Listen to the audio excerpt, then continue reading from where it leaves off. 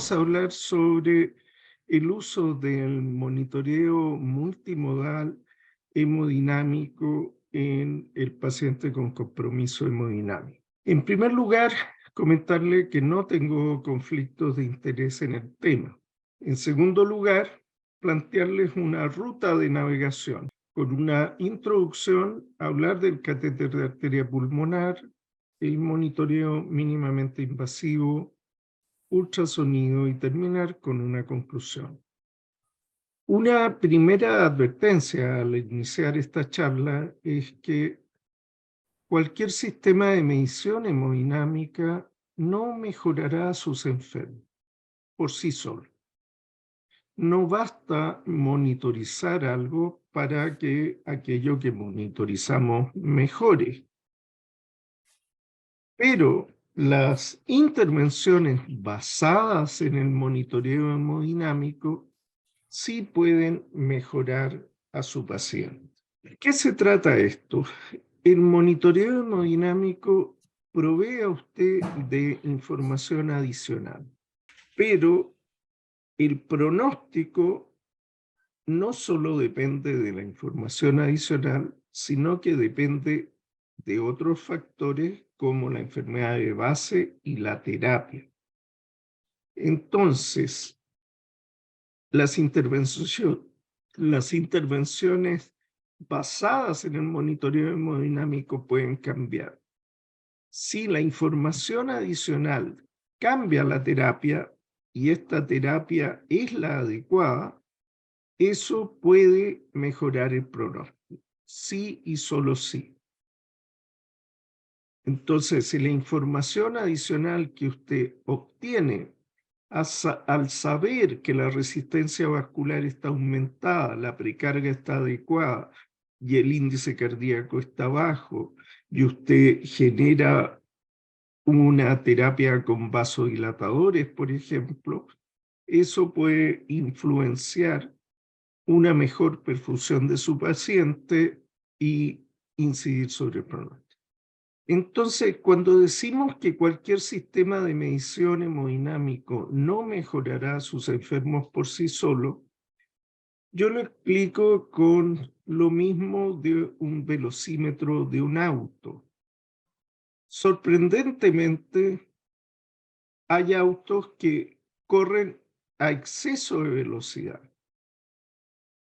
Pero esos autos que corren a exceso de velocidad, incluso pudiendo tener un accidente, también tienen velocímetro. Si ustedes ven los autos accidentados en los depósitos municipales de autos accidentados, tienen velocímetro. Medir la velocidad a la que transita el auto no hace necesariamente que las personas manejen bien. Medir la hemodinamia de un paciente no hace necesariamente que hagamos la terapia adecuada. Nos entrega información. Lo que hagamos con esa información es lo que cambiará el resultado. Segunda advertencia, el sistema de monitoreo óptimo para nuestro paciente depende. ¿Y de qué depende? Del tipo de paciente y del tipo de potencial problema que tiene nuestro paciente. En algunos pacientes será central poner nuestra énfasis en ciertas variables hemodinámicas y en otros pacientes será importante centrarse en otras variables hemodinámicas. Pensemos en qué es el monitoreo hemodinámico. Un conjunto de procedimientos para evaluar la función circulatoria global y las alteraciones específicas de sus componentes. Y este conjunto de procedimientos nos puede dar una idea de la función circulatoria o de la perfusión tisular. Si nuestro énfasis es el shock cardiogénico, la función de bomba del corazón, seguramente nos interesará el índice cardíaco, el stroke volume, el trabajo ventricular izquierdo y otras variables. Si nuestro enfoque es un paciente con sepsis y con shock séptico, seguramente daremos prioridad a las variables de perfusión tisular. Cuando nos planteamos monitoreo hemodinámico, la verdad es que la historia no termina ahí, porque por termodilución podemos usar Swan-Ganz, por dilución transpulmonar VolumeView, PICO, dilución de litio LITCO, por análisis de onda de pulso VolumeView, PICO, LITCO, FlowTrack, Vigileo, en fin, por Doppler podemos usar CardioQ, WACI, reinhalación parcial de CO2, NICO, NICOM, por bioimpedancia y bioreactancia también tenemos nuevas alternativas. La verdad es que tenemos una gran oferta de alternativas. Que les diría, escoja sus armas, escoja su método de monitorización. Es posible que se requieran dos cosas: que el método sea suficientemente confiable, que esté disponible en su centro, pero también que quien ocupa ese método sepa sacarle el mejor provecho. Si usted no conoce bien un método de monitoreo, aunque el método de monitoreo sea muy eficiente, quizás no es el mejor para usted. Hablemos algo sobre catéter de arteria pulmonar, los que nos puede ayudar a entender las variaciones que ha habido en las últimas décadas en torno al monitoreo hemodinámico. Catéter de Swan-Ganz, ¿no es cierto?, que desplazándose por la circulación a partir de una vena central, pasa por vena cava superior, aurícula derecha, ¿no es cierto?, ventrículo derecho, y se inserta enclavándose con un balón flotante en una arteria pulmonar, y al enclavarse en cero flujo puede medir la presión telediastólica del ventrículo izquierdo. Y por termodilución con el método de Stewart-Hamilton podemos inferir el gasto cardíaco al inyectar un líquido más frío que la temperatura de la sangre, medir este cambio de temperatura en el torrente sanguíneo y poder, por lo tanto, hacer una estimación del gasto cardíaco. Uno de los problemas que tenemos con el catéter de arteria pulmonar es la interpretación de los valores. Nosotros decimos, tenemos una evaluación inicial de la precarga, una estimación de la precarga, pero básicamente una medición de una presión de enclavamiento en arteria pulmonar. Esa presión de enclavamiento en arteria pulmonar creemos que es muy cercana a la presión de capilar pulmonar. No es exactamente lo mismo, pero muchas veces creemos que es similar. Pero esta medición dependerá si realmente se está relacionando con la precarga de algunas cosas. Sí, solo si la posición del catéter es la correcta. Y la posición pulmonar de interacción de presiones adecuadas. Además, que la presión intraabdominal y la presión intratorácica no estén generando un cambio sobre la medición de enclavamiento. Pero bueno, podemos decir que esta presión de enclavamiento de arteria pulmonar es igual a la presión de arteria pulmonar. Bueno, es que no necesariamente, porque si hay presión intraabdominal o intratorácica aumentada, puede estar midiendo un artefacto. O si hay enfermedad de válvula mitral, podemos estar midiendo un artefacto. Bueno, y decimos que esta medición que estamos haciendo en arteria pulmonar nos está dando la presión final de diástole del ventrículo izquierdo. La verdad es que esto no necesariamente es así. Existiendo reflujo valvular no va a existir, existiendo cambio de presión no va a existir.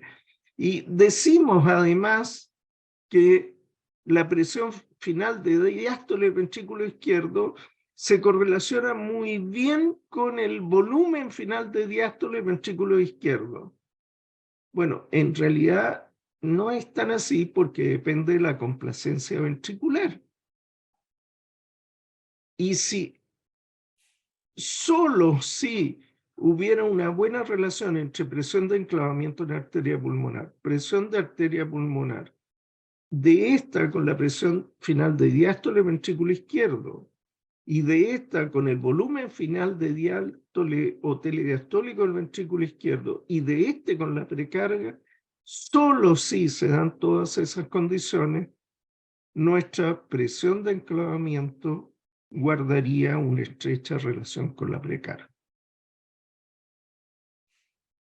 Con este sutil y complejo algoritmo para poder entender la medición de la presión de enclavamiento en el lado derecho para interpretar lo que pasa en el lado izquierdo, se hicieron diversos estudios que buscaban demostrar si realmente mejoraba la mortalidad, vean acá el número de muertes del total de pacientes usando catéter de arteria pulmonar, y no se consiguió demostrar este beneficio de colocar un catéter de arteria pulmonar. ¿A qué se debe esto? Bueno, una de las razones que medimos cuando medimos con catéter de arteria pulmonar, ubicamos el punto cero adecuadamente por puntos de reparo externo. Si el paciente se mueve en la cama o cambiamos el ángulo del respaldo, esta medición cambia. ¿Cómo medimos, por ejemplo, en el trazado superior de la presión de enclavamiento? ¿Dónde medirían ustedes? ¿En qué parte ubicarían la presión de enclavamiento? Acá. Bueno, acá parece claro, pero en la curva anterior resulta aún más complejo.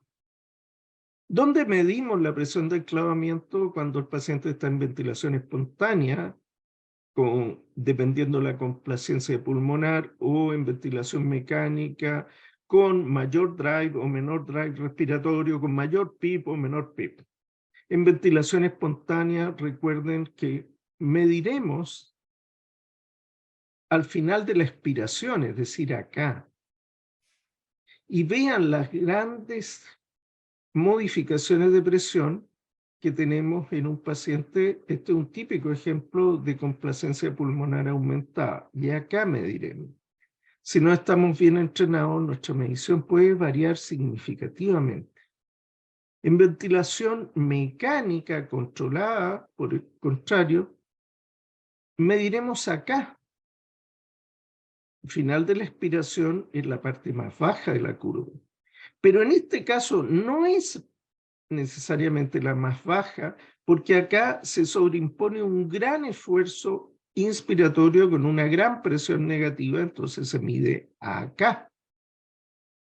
Y en este otro caso que medimos una presión de enclavamiento, tampoco es real, porque dependiendo de la posición en las zonas de West en que está ubicado el catéter, con una alta presión positiva al final de la expiración, nuestra presión de enclavamiento no refleja la verdadera presión telediastólica del ventrículo izquierdo porque está traduciendo la presión intratorácica. Otro de los fenómenos que tenemos es este sobreenclavamiento y que esto puede ocurrir, ¿no es cierto? Y generar dificultad en una medición correcta de la presión de enclavamiento. Bueno, en este trabajo publicado el año 2005 por Mónica Cha y Robert Califf, con 13 estudios aleatorizados con 5.051 pacientes en UCI, incluyendo el estudio ESCAPE, no lograron demostrar diferencia en mortalidad o en estadía hospitalaria. Y ellos concluyen que no debería ser el estándar.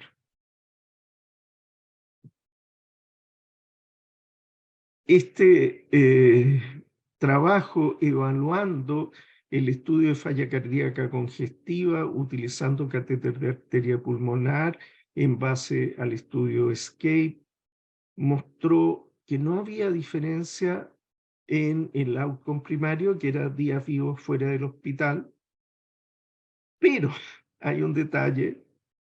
Se excluyó a los pacientes que requerían dobutamina, dopamina, milrinona más de 3 gamma-kilo. Y el 62% de los pacientes no fueron incluidos en este estudio. Muchos de ellos porque estaban muy graves. Ok, entendamos. ¿Qué pacientes se podrían beneficiar de una mejor información sobre su estado hemodinámico? ¿Los más leves o los más graves? Los más graves. Si no incluimos los pacientes más graves, ¿cómo podemos ver si beneficia o no? Así pareciera que la mayoría de los intensivistas hoy en día consideramos que el antiguo paradigma era que si un paciente estaba grave, llegaba deterioro hemodinámico, le colocábamos un catéter de arteria pulmonar. Pero hoy en día, lo que en la mayoría de las UCI se hace, y sobre todo en los servicios de urgencia, es una evaluación clínica inicial, y si el paciente se mantiene crítico, hacer una evaluación con monitoreo hemodinámico donde hay diversas alternativas. En la evaluación inicial, antes del monitoreo hemodinámico, podemos guiarnos simplemente con un catéter arterial, con ecocardiografía Doppler y un catéter venoso central. Prontitud antes que invasividad. Y pareciera entenderse que por varias décadas como que el SWAN estaba muerto. Sin embargo, hay una trampa metodológica en estos estudios. Cuando uno busca demostrar si las mediciones que se hacen por Swan-Ganz sirven o no sirven, debería hacer una correlación con el método de oro, si es que existe, o con el mejor método disponible, y correlacionar si los valores que mide el Swan-Ganz son fidedignos o no. Ver si a 2 desviaciones estándar de los valores promedio sigue siendo fidedigno. Y viendo la dispersión de valores en diferentes escenarios, haciendo una proyección polar. Esa, no solo el coeficiente de correlación, sino la consistencia de los valores, la consistencia en valores extremos y análisis polar de valores, nos permite ver si un método diagnóstico es un buen método diagnóstico. ¿Qué es lo que quiero aclarar acá? Un método diagnóstico no mejora a su enfermo. Lo que lo mejora son las buenas terapias. Del mismo modo que el hemoglucotest para medir la glicemia de su paciente diabético no mejora su diabetes. Si usted, después de ver el hemoglucotest inusualmente alto, decide aplicar insulina, esa insulina puede mejorar al paciente. Pero no es la medición del hemoglucotés. Es lo que usted haga después de haber sabido ese valor. La forma de ver si los valores medidos impactan en el resultado no es simplemente catéter colocado versus resultado. Se tiene que establecer un protocolo terapéutico basado en los valores y ver si al aplicar dicho protocolo se obtienen resultados. Al protocolizar, podremos evaluar si un protocolo basado en la nueva información cambia los resultados. Si el resultado fuera negativo, pueden ocurrir dos cosas: que la información es inútil o que el protocolo fue mal diseñado. Quizás lo que tiene que hacer es ajustar el protocolo. Demos un paso más adelante. ¿En qué estamos hoy en día? Hoy en día, y les presento este interesante artículo que ya es del año 2019, quizás algunos de ustedes no le prestaron atención porque estaba empezando una pandemia en todo el mundo, y demuestra en pacientes con infarto, con supranivel del ST, sin supranivel del ST, falla cardíaca y sepsis, cómo la mortalidad disminuía en un gran registro de pacientes hospitalizados de cerca de 40% a 20% en los pacientes con shock cardiogénico cuando se usaba catéter de arteria pulmonar. Y en pacientes con falla cardíaca disminuía de 57,7% a 25%. Estamos hablando de una única medida que se asocia a una reducción de la mitad de las muertes en una tendencia de 10 años. Este otro trabajo muy interesante, publicado en el año 2020, el grupo de trabajo del shock cardiogénico, con 1.414 pacientes con shock cardiogénico en 8 centros, y vemos que muchos de ellos tenían infarto miocárdico, ¿no es cierto? Cuando se hacía un perfil hemodinámico con catéter de arteria pulmonar, la mortalidad disminuyó significativamente. Y cuando no se medía, la mortalidad significativamente aumentó. Ok, entonces se va juntando información diferente a lo que creíamos hace unos 10 años atrás. El registro de pacientes con Impela, este interesante trabajo publicado el año 2018 y que recoge los pacientes con asistencia ventricular con Impela entre el año 2009 y 2016, demuestra que cuando usaron catéter de arteria pulmonar se asoció a un incremento de la sobrevida de 49% a 63% en pacientes con shock cardiogénico que requerían asistencia con Impela. Ahora, con una razón de odds ratio de 1,66, que el intervalo de confianza de 95% no contenía la unidad y una P muy significativa. En el manejo del shock cardiogénico con este grupo colaborativo de trabajo en el shock cardiogénico, establece en Estados Unidos un manejo en base a los resultados de un manejo basado en la cateterización del corazón derecho con catéter de arteria pulmonar, como se destaca en la figura. ¿Y qué ha ocurrido con este protocolo? Vean cómo en los pacientes con falla cardíaca ha mejorado hasta un 82% la sobrevida, shock cardiogénico por falla cardíaca, y en los pacientes con shock cardiogénico dependiente de un infarto miocárdico de 60% ha crecido a un 72%. Pero necesitamos datos del desempeño ventricular, necesitamos datos de qué es lo que pasa con el lado derecho, necesitamos datos del corazón izquierdo.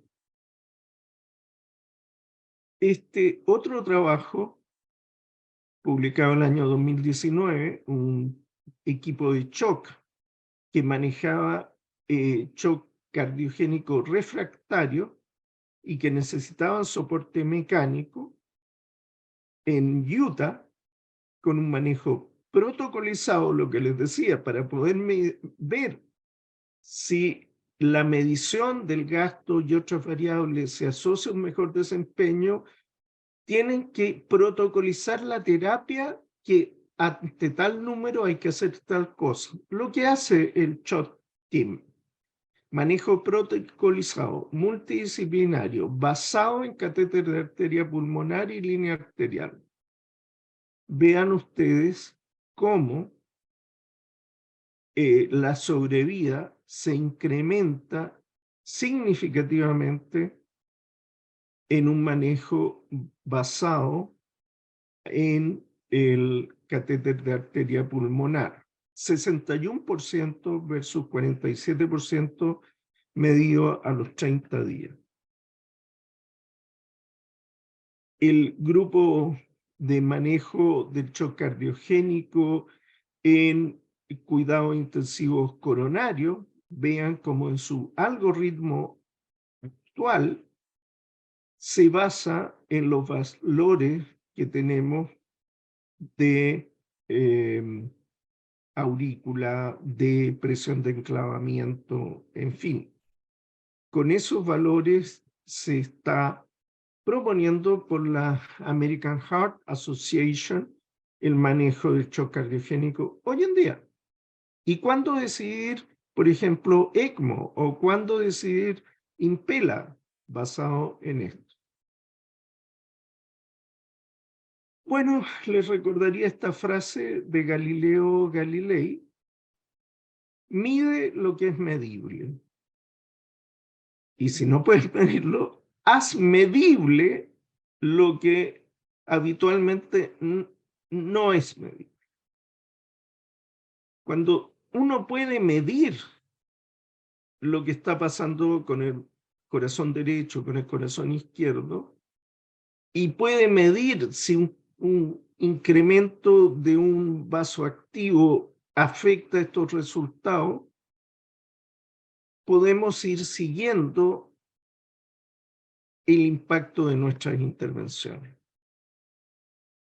Y así, en Circulation, tenemos, ¿no es cierto?, cómo en diferentes contextos de congestión izquierda con congestión derecha, basándose solo en dos variables: presión de enclavamiento de arteria pulmonar y presión venosa central. Con solo dos variables podemos hacer 4 campos y ver si necesitamos aumentar los diuréticos, necesitamos utilizar inotrópicos, y de acuerdo a esto hacer un algoritmo de manejo. Solo con dos variables. Con más variables podemos hacer algoritmos más sofisticados. Pero eso no es todo. Convencer a los intensivistas no del área cardiológica que dejaron de usar, al igual que yo, dejamos de usar el catéter de arteria pulmonar, salvo contados casos. Volver al catéter de arteria pulmonar es una tarea que toma tiempo y que probablemente en shock cardiogénico, donde uno se plantea la posibilidad de asistencia ventricular, impela, etcétera, deberíamos plantearnos, no solo ecografía, pero en muchos centros en todo el mundo, y tal como el doctor Tebul muchas veces lo plantea, los intensivistas nos hemos movido a un monitoreo menos invasivo. Y como demuestra esta fotografía, a través de los siglos la tendencia es a ser menos invasivo.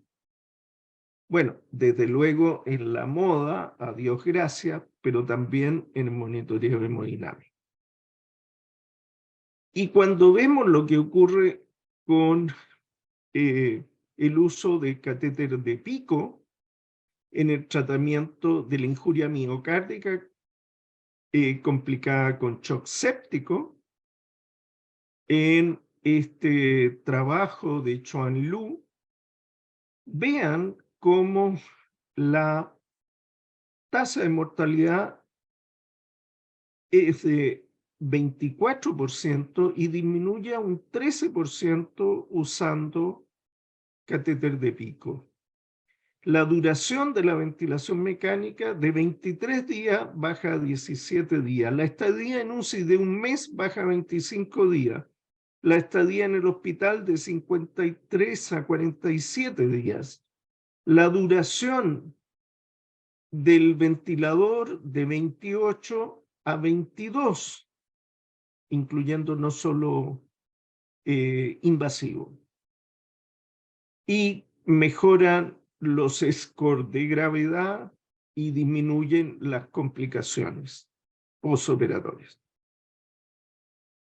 Vean este metaanálisis de Citon-Pack sobre el uso del catéter de pico para monitorizar y guiar el uso de drogas vasoactivas ahora en pacientes con shock séptico, analizando los trabajos aleatorizados disponibles. Vean cómo el metaanálisis de la mejor evidencia disponible muestra un beneficio neto de manejar a nuestros pacientes con monitoreo hemodinámico. ¿Qué hay de ultrasonido? Bueno, la verdad es que con ultrasonido ustedes pueden tener información no solo de la contractilidad, cómo se contrae el ventrículo izquierdo, sino que puede ver la función valvular, la movilidad septal, el tamaño de las cavidades, las disquinesias, si hay efusión pericárdica y muchos otros, con una formación simplemente de ultrasonido al lado de la cama del enfermo, ni siquiera con una formación de ecocardiografista. Y si ustedes tienen un paciente con shock, con hipoperfusión clínica, simplemente con un catéter arterial, con un catéter venoso central, en que tienen un paciente que tiene hipoperfusión y donde no hay una respuesta a una elevación pasiva de las extremidades inferiores o a una prueba de carga de volumen. Porque si esta estuviera positiva, podríamos hacer una carga de volumen. Pensaríamos que responde ahora a volumen y que hay hipovolemia. Pero si está ausente, ¿qué puede hacer usted? Bueno, ecocardiografía inicialmente. Y la ecocardiografía puede mostrar disminución de contractilidad, ventrículo dilatado, dilatación del ventrículo derecho obstructivo, cavidades pequeñas, hipovolemia, efusión pericárdica obstructiva, simplemente con ultrasonido. Se empieza a acumular evidencia sobre el uso de la ecocardiografía para complementar el examen físico y dirigir la terapia en pacientes con inestabilidad hemodinámica. Y podemos utilizar índices cada vez más refinados para evaluar la situación hemodinámica de nuestro paciente. No es estrictamente, me dirán ustedes, un monitoreo. No, es un complemento del examen físico, es una información adicional que nos entrega una imagen más completa de nuestro paciente, una técnica exploratoria, pero que entrega más información que solamente lo disponible con el examen físico. Y en un shock indiferenciado, el uso de ultrasonido podría ayudarnos usando un electrocardiograma, viendo qué ritmo tenemos y usar ultrasonido, ¿no es cierto?, viendo diferentes terrenos, ¿no es cierto?, la bomba y las cañerías, y complementarlo con el examen físico. ¿Descarta esto la necesidad de, por ejemplo, medir lactato? No, si usted lo tiene disponible, por supuesto.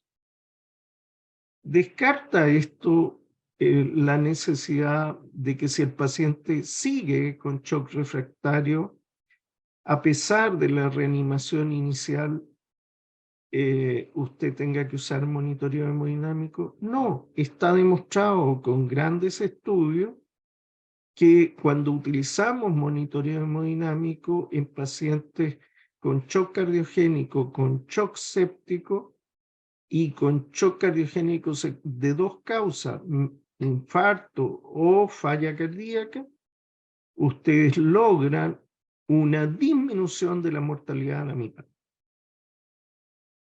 En conclusión, uno podría decir, bueno, pero a mí me basta con el examen clínico y puedo ver qué tan bien perfundido está y tocar a mi enfermo. Cierto, el examen clínico puedes subrogar a un examen de laboratorio como el lactato y lograr resultados más o menos similares. No al monitoreo hemodinámico, pero a un protocolo de manejo basado en lactato o en el examen clínico puede dar resultados similares. Pero el examen clínico, ¿qué grado de confiabilidad tiene? ¿Qué variación interobservador tiene? Y aquí le presento algunos trabajos, el trabajo de Connors en el New England Journal of Medicine del 83, Heisenberg en el 84 y Bayliss en el 83, que muestran niveles de concordancia que varían entre un 33% y un 71%. Por lo tanto, así como somos críticos en juzgar catéter de arteria pulmonar, también deberíamos tener la misma capacidad de juicio crítico sobre el examen físico. Ok, el monitoreo multimodal podría decirle es la clave. Pero si estuviera en un debate pro-con, yo diría es la clave y es lo único que sirve, pero si lo que queremos es plantear un enfoque académico, serio, riguroso, les tengo que recordar este efecto que es el efecto Lindis. ¿Qué es el efecto Lindis? Muchos de ustedes lo conocerán, otros no, no es obligación conocerlo. El efecto Lindis fue cuando un grupo de intelectuales trataba de ver qué posibilidades era que ciertas instituciones perduraran en el tiempo hacia el futuro y predecir esa duración. Este grupo de intelectuales se reunía en este restaurante, en Lindis, y ellos llegaron a una propuesta que es conocida en metodología como el efecto Lindis, que es si esta institución ha perdurado por años en el pasado, es más probable que subsista en el futuro que una institución que ha subsistido poco en el pasado.